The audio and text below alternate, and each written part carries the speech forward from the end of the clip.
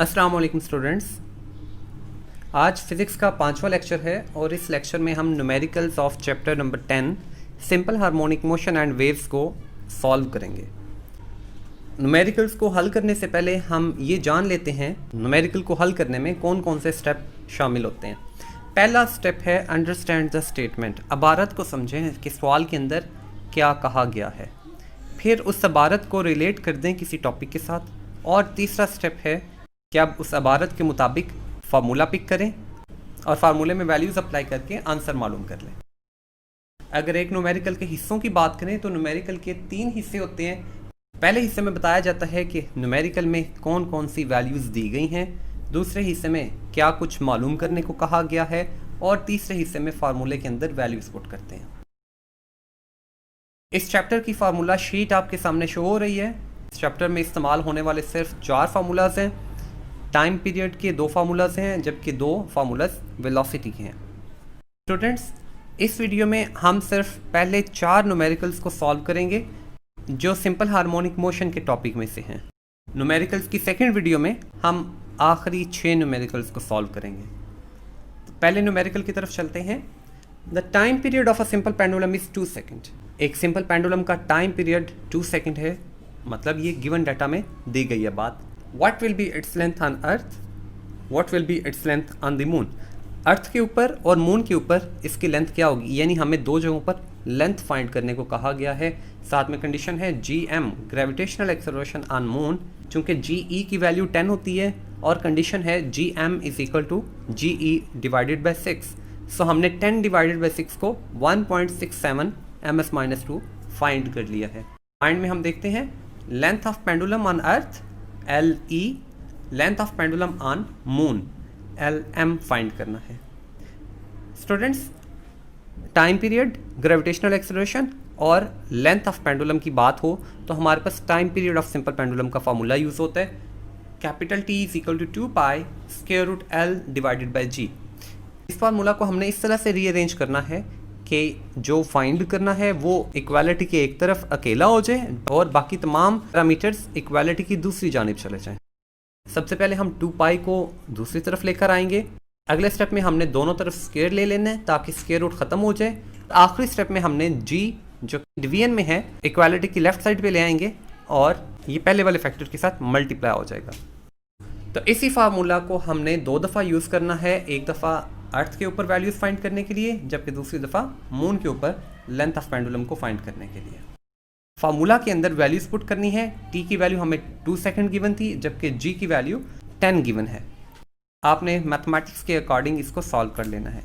एक गलती जो अक्सर औकात की जाती है वो ये है कि डिनोमिनेटर के अंदर अगर 2 फैक्टर मल्टीप्लाई हो रहे हों, जैसा कि इस न्यूमेरिकल में भी 4 मल्टीप्लाई बाय 9.86 2 फैक्टर्स हैं डिनोमिनेटर के अंदर। स्टूडेंट्स, इस पूरे फैक्टर को 4 डिवाइडेड बाय 4 मल्टीप्लाई बाय 9.86 सारे को एक ही दफ़ा कैलकुलेटर में लिख के सॉल्व कर लेते हैं, जिसका नतीजा ये होता है कि कैलकुलेटर बोर्ड मैथ्स के रूल को फॉलो नहीं कर पाता और आंसर गलत आ जाता है। इसके लिए ज़रूरी है कि आप सबसे पहले डिनोमिनेटर को अलग से सॉल्व कर लें, उसके बाद जो उसका आंसर आए उसके ऊपर डिवीजन का प्रोसेस अप्लाई करें।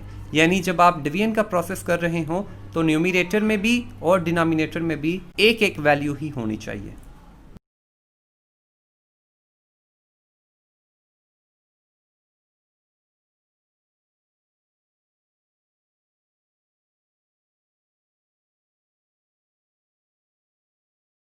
दूसरे न्यूमेरिकल की तरफ चलते हैं।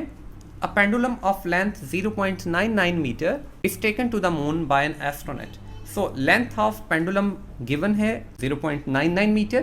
The period of pendulum is 4.9 second. Time period भी given है. What is the value of G on the surface of moon? So value of G आपने find करना है. Again TL G values given है.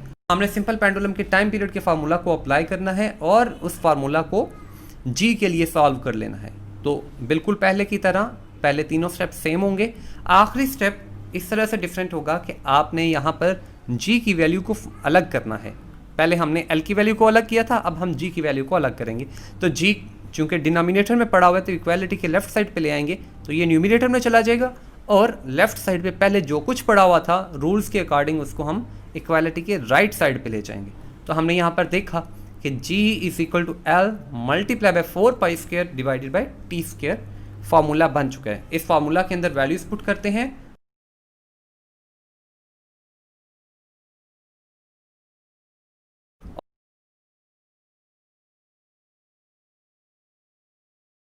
और हमारे पास आंसर आ जाएगा G का 1.63 ms-2।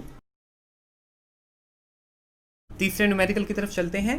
Find the time periods of a simple pendulum of 1 metre length placed on earth and on moon.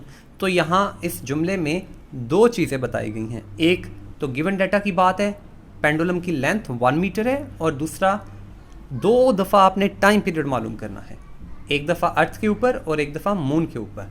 The value of G on the surface of moon is 1/6 of its value on earth where GE is 10 ms-2।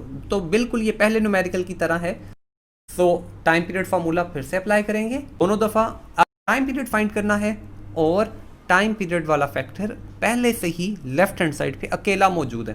तो अब हमने directly इस formula को apply कर देना है अर्थ के लिए भी और मून की सरफेस के लिए भी।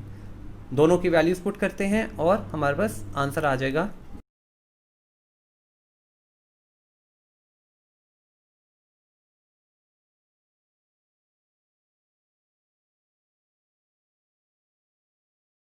time period on the surface of earth is 2 seconds, whereas time period on the surface of moon is 4.83 seconds. Numerical number 4, a simple pendulum completes one vibration in 2 seconds.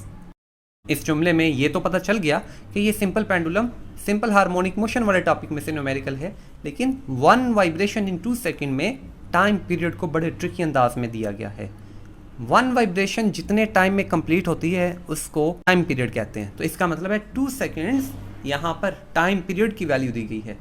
Calculate its length when G is equal to 10 ms-2। ये numerical exactly first numerical की तरह है, उसमें भी time period given था, G की value given थी और लेंथ फाइंड करना थी पहले न्यूमेरिकल में। और इसमें सिर्फ ये डिफरेंस है कि वहाँ पर 2 G की वैल्यूज़ गिवन थी, अर्थ की भी और मून की भी, और लेंथ भी दोनों फाइंड करनी थी। इसमें सिर्फ एक G की वैल्यू गिवन है और एक दफ़ा ही लेंथ की वैल्यू फाइंड करना है। टाइम पीरियड का फार्मूला लिखकर इस फार्मूले को हम लेंथ के लिए बना लेंगे और इसमें वैल्यूज पुट कर देते हैं।